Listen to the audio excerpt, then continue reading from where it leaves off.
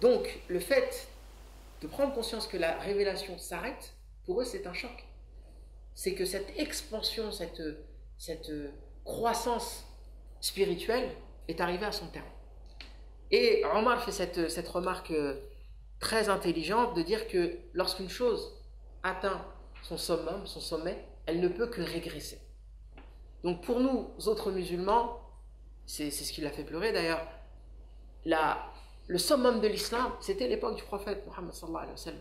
Et tout ce qui vient après ne peut être qu'une tentative de se rapprocher de cette période d'excellence spirituelle. Et certains tabi'in sont partis voir Anas ibn Malik et se sont plaints de cette époque. Ils ont dit, on vit une époque terrible, etc., etc. Et Anas ibn Malik leur a répondu que chaque année est pire que la précédente. Et ce processus de dépréciation se poursuivra jusqu'au jour de la résurrection. Et il dit, j'ai entendu cette parole du prophète sallallahu alayhi wa sallam. Donc pour toutes ces raisons, lorsque l'on parle de modernité, pas modernité, ce que les laïcs doivent comprendre, en gros, ils nous disent, pourquoi n'êtes-vous pas ébahis par cette modernité? C'est formidable, on a des iPhones, on prend l'avion, etc. Non, pour nous, la modernité, au contraire, hein, c'est même une catastrophe, parce que les choses s'empirent, on le voit hein, de manière générale, et la plénitude, pour nous, elle est spirituelle, elle n'est pas du tout matérielle. Donc déjà, il y a un quiproquo dans la notion même de modernité, parce que pour les laïcs, les philosophes, la définition philosophique de la modernité, c'est le règne de la raison. Pour eux, la modernité, c'est une norme transcendantale, c'est-à-dire une norme qui convient à tout le monde. C'est une religion, si vous voulez, que tout le monde devrait s'ébahir devant l'Internet. Donc notre défi, c'est de savoir justement comment équilibrer la religion, nos intérêts religieux et nos intérêts profanes. Je suis désolé Hassan de te faire bailler, mais Inch'Allah on a bientôt fini. Comment, donc voilà la ligne de conduite. Comment fait-on concrètement pour pouvoir trouver cet équilibre dans une société comme la nôtre? Premier point, je pense il est urgent de réintégrer la notion d'équilibre en islam. Répéter, recadrer, recentrer cette notion au cœur de notre spiritualité. Allah Azza wa Jal dit وَكَذَلِكَ جَعَلْنَاكُمْ أُمَّةً وَسَطًا لِتَكُونُوا شُهَدَاءَ عَلَى النَّاسِ وَيَكُونَ الرَّسُولُ عَلَيْكُمْ شَهِيدًا. C'est ainsi que nous avons fait de vous une communauté du juste milieu, afin que vous soyez témoins parmi les hommes et que le prophète vous soit témoin. Ce qui est extraordinaire, c'est que ce verset, وَكَذَلِكَ جَعَلْنَاكُمْ أُمَّةً وَسَطًا, c'est ainsi que nous avons fait de vous une communauté du juste milieu, et au milieu de Surat al-Baqarah. Donc Surat al-Baqarah, c'est 286 versets, et ce verset-là, c'est le verset numéro 143. Donc il est pile au milieu de cette sourate pour vous expliquer à quel point c'est important. C'est pas un truc que j'ai découvert tout seul, hein, c'est notre prof de tafsir qui nous avait dit ça à la fac, mais ça m'a marqué. Et la question de juste milieu, c'est pas une question secondaire, c'est une question essentielle et centrale en islam. Allah Azza wa Jal, dans un verset qu'on connaît tous, dit فَإِذَا فَرَغْتَ فَانْصَبْ وَإِلَى رَبِّكَ فَارْغَبْ. Alors chaque fois que tu as un moment de loisir, tourne-toi vers ton Seigneur et aspire à sa grâce avec ferveur. Donc on voit dans ce verset de Surat al-Sharh qu'Allah Azza wa Jal prend en considération nos contraintes profanes, comme le travail, comme l'éducation de nos enfants, comme, je sais pas moi, bref, tout ce qui occupe l'être humain, qui est nécessaire dans son existence, eh bien, Allah Azza wa Jal le prend en compte. Et il dit, lorsque tu as un moment de loisir, lorsque tu t'es délaissé ou délassé de ces occupations, de ces obligations, tourne-toi vers ton Seigneur. Donc on a encore cette notion d'équilibre entre les enjeux de la sphère profane et les enjeux de la sphère spirituelle. Un autre verset, Allah Azza wa Jal, lorsqu'il parle de Qarun, vous savez, ce riche juif qui était imbu de sa personne, parce qu'il se pensait invincible, parce qu'il était riche, etc. Allah il dit وَابْتَغِ فِيمَا آتَاكَ اللَّهُ الدَّارَ الْآخِرَةَ وَلَا تَنْسَ نَصِيبَكَ مِنَ الدُّنْيَا. Donc, emploie plutôt tes richesses qu'Allah t'a accordées pour gagner l'ultime demeure, sans pour autant renoncer à ta part de bonheur dans ce monde. Le monachisme n'existe pas en islam. Allah Azza wa Jal, ou le prophète sallallahu alayhi wa sallam dit La rahbaniyata fil islam. Je parlais tout à l'heure des religieux. Eh bien, les religieux, dans bien des cas, ont un métier. En tout cas, il n'y a pas de texte qui justifierait qu'ils vivent à la solde des croyants, même si parfois, pour des questions d'organisation, on a besoin de religieux qui se consacrent totalement à l'exercice, en tout cas à l'organisation du culte. Mais on est amené en tant que musulmans à trouver un équilibre entre le monde professionnel, en tout cas gagner sa vie, et le fait de se consacrer à la religion n'est pas une excuse pour se détourner totalement du bas monde. Bref, l'islam, c'est une religion d'équilibre, de juste milieu. Le prophète sallallahu alayhi wa sallam dit dans un hadith Inna dina yusr, la religion est souple. وَلَنْ يُشَادُّ أَحَدُكُمْ هَذَا الدِّينِ إِلَّا غَلَبَهُ. La religion est souple. Voilà, pour les frères qui n'ont pas entendu. Et que toute personne, toute tentative de rigorisme est vouée à se retourner contre son auteur. Une personne qui va utiliser la religion pour faire un excès de zèle, eh bien cette personne-là va pâtir de son propre zèle. C'est-à-dire que même la dévotion doit être mesurée et modérée. Même dans le cadre de la spiritualité, il faut mesurer ses efforts. Et l'un des malheurs, l'une des causes, des problèmes que nous connaissons actuellement, c'est que sous prétexte que mon action est religieuse et que je mets tous mes efforts dans cette action-là, elle est forcément louable. Or, c'est pas du tout le cas. C'est pas du tout le cas. Même en matière de dévotion, la ligne de conduite prophétique recommande de faire preuve de pondération. Et des hadiths qui vont dans ce sens, il y en a énormément. Énormément. Le hadith, par exemple, où Mu'adh ibn Jabal, qui était un savant, je vois les gens qui regardent leur montre là, j'ai un peu dépassé, je suis désolé, mais il faut que je finisse. Mu'adh ibn Jabal, un des grands savants parmi les compagnons du prophète sallallahu alayhi wa sallam, a un jour eu l'idée de réciter Surat al-Baqarah dans la prière. Alors, il y avait un bédouin, je crois, en tout cas une personne qui travaillait la journée, il n'a pas supporté la longueur de la prière, il est sorti de la prière et il est parti se plaindre au prophète sallallahu alayhi wa sallam. Le prophète sallallahu alayhi wa sallam a réagi de manière extrêmement virulente. Il lui a dit « Afattanu anta ya Mu'adh » Est-ce que tu détournes les gens de l'islam, ya Mu'adh? Et il dit Inna minkum munafirin. Il est des gens parmi vous qui éloignent les gens de l'islam, qui détournent les gens de l'islam. L'excès de zèle, même religieux, peut repousser les gens de l'islam. Donc c'est pas plus qu'on fait une action qui est à la base qui repose sur un principe religieux que cette action est forcément louable. Il y a aussi la manière, il y a aussi la modération. Il y a aussi la façon dont cette action est menée. Un autre point qui me paraît essentiel dans la ligne de conduite que nous musulmans devons observer après la question de réintégrer la notion d'équilibre en islam, c'est la question de revoir le traitement médiatique de l'islam. Reconsidérer. J'ai vu un débat il n'y a pas longtemps, je crois que c'était Nabil El-Nasri, Kamel Benchir, il y avait Alain Minc d'un côté, et en face il y avait des agrégés en philosophie, voilà, la fille de Mitterrand, Mazarine Pinjot, tout ça. Et bon, j'ai de l'admiration et du respect pour le frère Nabil El-Nasri qui fait un travail remarquable, mais je trouve que lui ou d'autres d'ailleurs, on manque de clairvoyance lorsqu'on se retrouve dans des situations pareilles. On sait déjà dans quel terrain on sait à quelle sauce on va être mangé.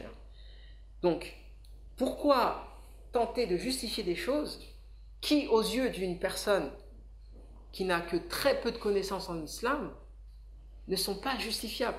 Je veux dire, Mazarine Pinjot, avec tout le respect que j'ai, d'accord, agrégé de philosophie, machin, mais qu'est-ce qu'elle connaît de l'islam? À part l'apparence, à part le voile, à part l'oppression, etc. Et moi, le hadith qui m'inspire le plus, je dirais même la période de l'histoire des compagnons du prophète sallallahu alayhi wa sallam qui m'inspire le plus, c'est le voyage des compagnons du prophète sallallahu alayhi wa sallam en Abyssinie. On se rend compte que Ja'far ibn Abi Talib, lorsqu'il a été convoqué par Al-Najashi, il était quasiment devant un tribunal. C'est pour ça que moi je l'appelle la plaidoirie de Ja'far. C'est plus une allocution, c'est une plaidoirie. Il doit se défendre. Ils ont été expulsés de la Mecque. Ils ont été en Abyssinie parce que le roi abyssin avait une constitution, entre guillemets, qui leur conférait des droits. Je trouve que c'est un peu similaire à la situation dans laquelle on est. J'ai pas beaucoup de temps pour développer, mais bref. Ensuite, il est accusé d'être un extrémiste, quelque part, par Amr ibn al-As, encore lui, qui a été envoyé dans une délégation par les Mécois polythéistes, etc. Ja'far est dans une situation extrêmement critique. Il est devant le roi et on lui demande de justifier qu'est-ce que c'est que ta religion, il paraît que tu insultes nos divinités, etc. Qu'est-ce que Ja'far ibn Abi Talib a répondu? Est-ce qu'il est rentré dans un débat où il explique ceci, cela, oui mais non, mais le hijab en fait c'est une question de pudeur, c'est pas ce que vous croyez, on va parler des vertus de la lapidation, que sais-je. Il n'est pas du tout rentré dans des détails.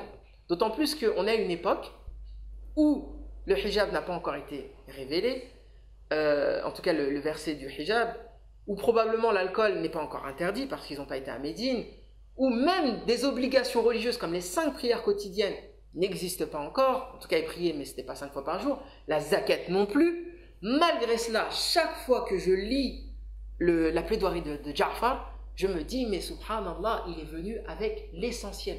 Il ne pouvait que se sortir de cette situation compromettante. Ja'far dit Ayyuha al-Malik, kunna qawman ahl jahiliya, na'budu al-asnam, wa na'kulu al-mayta, wa na'ti al-fawahish, wa naqta' al-arham. Nous étions un peuple de polythéistes. On adorait les idoles, on mangeait la bête morte, on pratiquait la turpitude et on rompait nos liens de parenté. On était de mauvais voisins. Le fort mangeait, oppressait le faible. Nous étions dans cette situation-là jusqu'au jour où Allah Azza wa Jal a envoyé un prophète qui était des nôtres. Donc nous connaissions sa loyauté, son origine sociale, nous connaissions sa probité et sa chasteté. فدعانا إلى الله لنوحده ونعبده ونخلع ما كنا نعبد نحن وآباؤنا من دونه من الحجارة والأوثان. Donc ce prophète-là, ce messager, nous a prêché le monothéisme et nous a appelés à arrêter d'adorer les idoles. نهانا عن الفواحش, il nous a interdit la turpitude, وقول الزور, les faux témoignages, وأكل المال اليتيم, et de dilapider l'argent des orphelins, d'accuser les femmes chastes de fornication,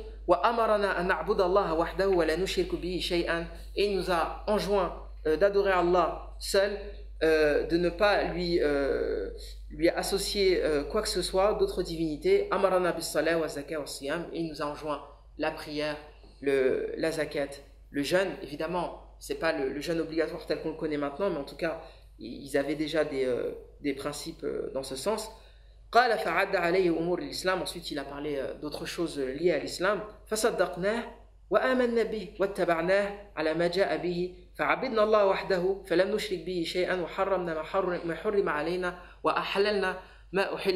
Donc nous avons suivi ce prophète, nous avons considéré comme licites les choses qui nous ont été données pour licites et comme illicites les choses qui nous ont été données pour illicites. Nous avons cru en lui, nous l'avons suivi, etc. Et c'est à ce moment-là que notre peuple, que vous, personnes qui critiquez l'islam, c'est à ce moment-là que vous nous avez persécutés. Comment voulez-vous que Al-Najashi, qui entend ce type de discours, comment voulez-vous qu'il n'aille pas dans le sens de Ja'far? Donc le problème, en résumé, parce que j'ai pas énormément de temps, c'est dans la façon, dans l'approche. Parlons de l'essentiel. Qu'est-ce que l'islam? Moi, en sortant de ce débat-là, j'ai l'impression qu'un non-musulman téléspectateur qui entend ce débat entre Nabil El-Nasri et Mazarine Pajon en train de se chamailler sur le hijab, au final, il sait toujours pas ce que c'est l'islam. Pourquoi ne pas profiter de ce genre de tribune pour expliquer ce genre de choses? Quelle est l'essence de l'islam? Être un bon voisin, être un bon musulman. Pourquoi parler de lapidation? Est-ce que c'est notre quotidien? Est-ce qu'on va dans les forêts lapider les fornicateurs? Est-ce qu'on va couper les mains des voleurs dès qu'on n'attrape pas un carrefour? C'est pas du tout mon quotidien, ça. Parlons de notre quotidien. Est-ce que l'islam nous permet d'être des musulmans, des gens meilleurs ou pas? D'être un meilleur fils, d'être un meilleur père? Parce que c'est ça. Quel impact a l'islam dans notre quotidien? C'est ce que Ja'far dit. Comment nous étions avant et voici ce que nous sommes devenus. Est-ce qu'une personne dotée de raison peut s'opposer à un tel discours? Impossible. Impossible. Mais on est là à se chamailler sur des choses qui sont secondaires, des choses qui ont été révélées bien après le discours de Ja'far. Je ne dis pas que ce ne sont pas des choses importantes, mais ce ne sont pas des choses essentielles. Simplifions le discours de l'islam, c'est essentiel. L'autre point, c'est de comprendre la différence entre le mécois et le médinois. Malheureusement, le frère tout à l'heure qui a posé la question est parti. Mais en résumé très très bref, parce que je vais être obligé de conclure cette allocution, le Coran n'est pas un bloc monolithique. C'est pas chaque fois qu'on voit un verset, on doit le mettre en pratique. Vous savez, le zèle du converti. Donc j'ai vu ça, je le mets en pratique. J'ai vu ça, je le mets en pratique. Il y a des choses qui ne sont pas transposables. Et il y a des choses qui ne sont pas adaptables. Et la chance que l'on a, c'est justement d'avoir cette souplesse. L'islam, la religion est souple. C'est-à-dire qu'il y a des versets mécois qui sont adaptés à un contexte de persécution de minorités, et il y a des versets médinois qui sont adaptés à un contexte d'hégémonie, de puissance, de gouvernance, etc. Objectivement, même dans les pays musulmans, notre quotidien, notre réalité, elle est beaucoup plus mécoise que médinoise. Donc, si on veut faire les durs, on dit non, les versets médinois abrogent les versets mécois, donc demain, rendez-vous place de la Pucelle, venez armés, on va combattre les mécréants. Qu'est-ce que vous en dites? C'est pas du tout réaliste. C'est pas du tout réaliste. Et c'est enlever justement la souplesse à l'islam. On a dans la Constitution française, par exemple, des dispositions adaptées à la guerre. Donc, lorsque le pays est agressé, l'armée rentre. En islam, c'est la même chose, c'est tout. Donc il y a des versets qui sont adaptés à des contextes de guerre, des contextes où on subit une injustice, on est obligé de repousser un ennemi, etc. Il y a des contextes où justement on doit adopter une attitude mécoise, une attitude de patience. Le prophète sallallahu alayhi wa sallam a été insulté. Il disait tout à l'heure, si on marche sur le pied, je vais lui mettre une claque. Le prophète sallallahu alayhi wa sallam, lorsqu'il était en prière, on est venu avec des entrailles de chameau, on lui a versé sur la tête et il était prophète. Et sa fille est venue en pleurant. Il a juste essuyé ça et il est parti. Parce qu'il est dans un contexte où il est totalement contre-productif de rentrer dans un processus de rébellion et de révolution. Donc on doit lire le Coran avec ce discernement, il est fondamental. Le verset mécois est plus adapté à ton contexte. Donc pour moi, le militantisme cantine halal, machin, halal à cantine, pour moi il est totalement contre-productif premièrement. Et en plus de ça, c'est pas le moment. Étant donné que le non-musulman ne comprend pas ma religion. Donc, on doit revoir nos priorités. On subit des injustices, je ne le nie pas. Moi-même, j'ai une femme, elle est voilée, etc. J'aimerais bien qu'elle marche dans la rue sereinement, c'est pas possible. Mais si je devais me battre, chaque fois qu'une personne lui jetait un regard désobligeant ou faisait une remarque, je crois que j'arriverai jamais à ramener mes enfants à l'école ou à aller faire mes courses, quoi. Donc, il faut absolument que l'on ait conscience de cette richesse, cette souplesse qui existe dans les textes et qu'on arrive à les contextualiser à notre situation. Le dernier élément, c'est de revenir aux fondamentaux. Voilà. il y a énormément de hadiths qui ont déjà été dits, donc je ne vais pas y revenir. Mais la première chose que le prophète sallallahu alayhi wa sallam a fait ou a dit en rentrant à Médine, il a dit Ayyuhan nas, afshu salam, wa at'imu ta'am, wa sallu bil layli wa nasu niyam. Donc la première des choses que le prophète sallallahu alayhi wa sallam a dit, c'est aux croyants, aux fidèles, afshu salam, propagez les salutations entre vous, as-salam, la paix, at'imu ta'am, nourrissez les pauvres, wa sallu bil layli wa nasu niyam, et priez la nuit pendant que les gens dorment. On voit encore cette double dimension, la dimension horizontale, c'est-à-dire les questions sociales telles que les rapports humains. Améliorons nos rapports humains et améliorons nos rapports spirituels, nos rapports à Allah par le biais de la prière de nuit. Ensuite, bon, il y avait d'autres éléments à mentionner. J'aurais voulu parler un petit peu de la droiture spirituelle, etc., mettre un petit peu de spiritualité dans le discours parce qu'il est à mon sens un petit peu trop politique, mais malheureusement on n'a pas trop le temps d'en parler. J'aimerais lui donner à ce genre de questions, enfin le temps que ça mérite. Donc je vais m'arrêter là pour le moment et je vais donner la place aux questions et j'espère qu'Inch'Allah il y aura d'autres occasions pour développer des questions un petit peu plus spirituelles. Jazakumullah khairan. Subhanakallahumma wa bihamdika, ashhadu an la ilaha illa anta, astaghfiruka wa atubu ilayk.